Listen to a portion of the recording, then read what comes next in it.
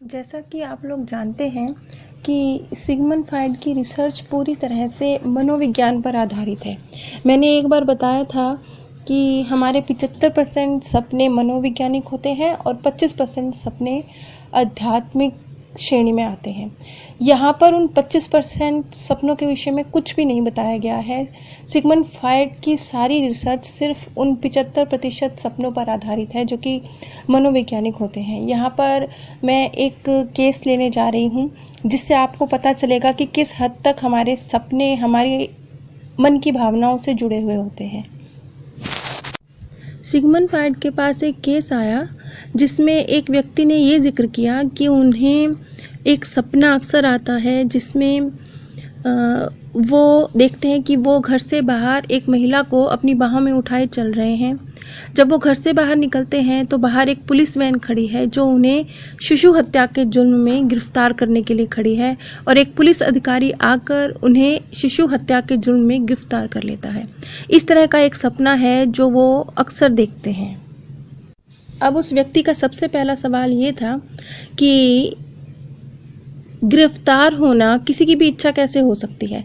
गिरफ्तार होना मेरी इच्छा तो नहीं है, फिर बार बार इस तरह का स्वप्न कि पुलिस अधिकारी आ रहे हैं और वो मुझे शिशु हत्या के जुर्म में गिरफ्तार कर रहे हैं, इस तरह का स्वप्न मुझे क्यों आ रहा है? ये मेरी इच्छा तो बिल्कुल भी नहीं है।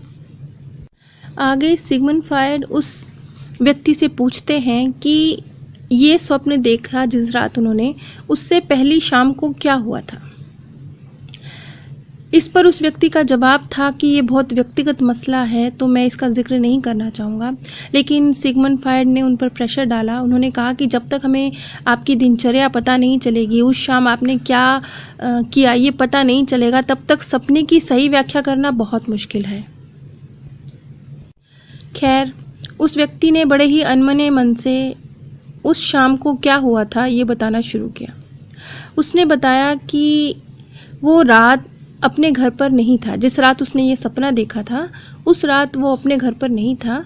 वो रात उसने एक ऐसी महिला के साथ गुजारी थी जिसके साथ उसके प्रेम संबंध हैं, लेकिन वो महिला भी किसी अन्य व्यक्ति से विवाहित है।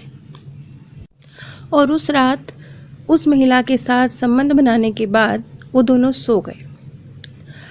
अब इस व्यक्ति के मन में ये एक दबी हुई भावना थी, एक डर था कि वो महिला गर्भवती ना हो जाए, क्योंकि ऐसा होने पर उसका भांडा फूट सकता था।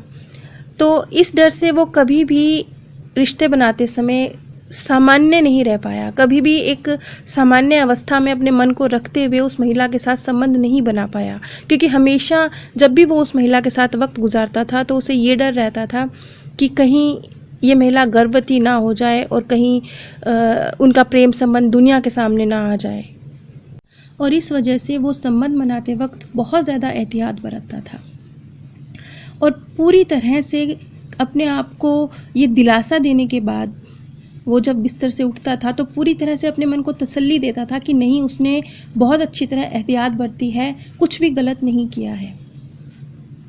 अब यहाँ पर एक बात महत्वपूर्ण है कि किस तरह से हमारे सपने इच्छा पूर्ति वाले होते हैं। अब यहाँ पर ध्यान दीजिएगा, वो व्यक्ति इस बात के एक पक्के विश्वास के साथ रहता था कि नहीं, वो पूरी तरह से एहतियात बरत रहा है, कभी भी वो महिला गर्भवती उसकी वजह से नहीं होगी। ये जो वो बहुत ज़्यादा एहतियात बरतता था, इसने एक तरह से उसको एक सबकॉन्शियसली उसके मन में एक ऐसा भाव डाला था कि वो अपने बच्चे की हत्या कर रहा है। एक तरह से चेतन मन में उसको इस बात का भाव नहीं था, लेकिन उसके मन में एक पीछे ये भाव चल रहा था कि वो शिशु हत्या कर रहा है क्योंकि वो उसे होने से रोक रहा है। और यहाँ पर एक और कमाल की बात है, एक कवि हैं जिनका नाम है लेनुआ, ये एक पाश्चात्य कवि रहे हैं।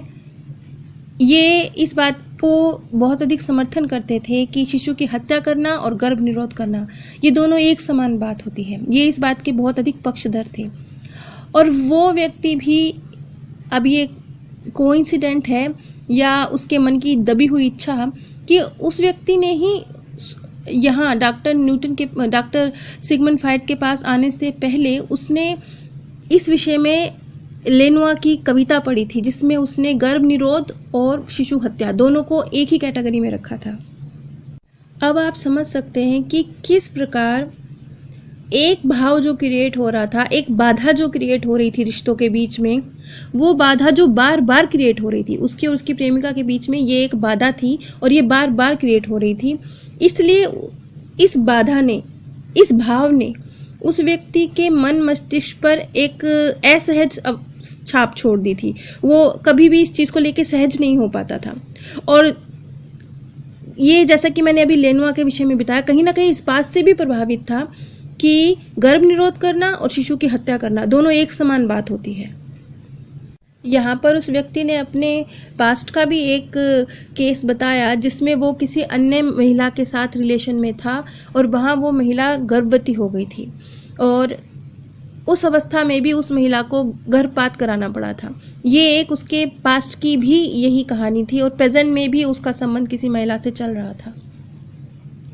अब अगर इस केस पर आप ध्यान दें तो इस बात पर विश्वास करने की अब हमारे पास पर्याप्त सबूत हैं कि जो सपने आपको, चाहे आप उनकी व्याख्या ना कर पाएं, लेकिन जो सपने आपको अच्छे नहीं लग रहे हैं वो सपने भी इच्छा पूर्ति करने वाले हैं।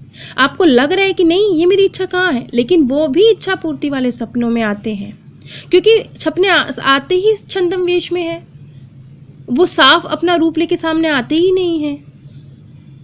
यानी जिन बातों को आप कहना नहीं चाहते, आप सोचना भी नहीं चाहते, वो बातें भी सपने में अपना रूप बदलकर प्रदर्शित हो जाती हैं। और इस समस्या से बाहर निकलना भी बहुत आसान था। अगर वो अपने गलत रिलेशन को छोड़ दे और अपनी पत्नी के प्रति वफादार हो जाए तो ये स्वप्न आने ही समाप्त हो जाए, क्योंकि जड़ में कुछ बहुत विशेष है ही नहीं। इसी तरह से हमारे जो सपने हैं जिनको देख के हम बेवजह डर रहे होते हैं, वो भी इसी तरह से होते हैं, क्योंकि आपको पता ही नहीं है। बहुत छोटी छोटी सी बातें आपके मन में हैं जिनका आपको एहसास नहीं है, वो सपने में एक अलग रूप धर के आपके सामने आ रही हैं और आपको फिर डर लग रहा है, जबकि उनका जो रूट कोर्स है वो बहुत मामूली है। उम्मीद है इस उदाहरण से आप अब अपने सपनों से डरना छोड़ देंगे और सपनों के पीछे की वजह को समझने की कोशिश करेंगे। आप सभी पर परमात्म सौंदर्य, प्रेम और आनंद सदैव बरसता रहे। आप सभी दिव्य परम धाम में स्थान प्राप्त करें।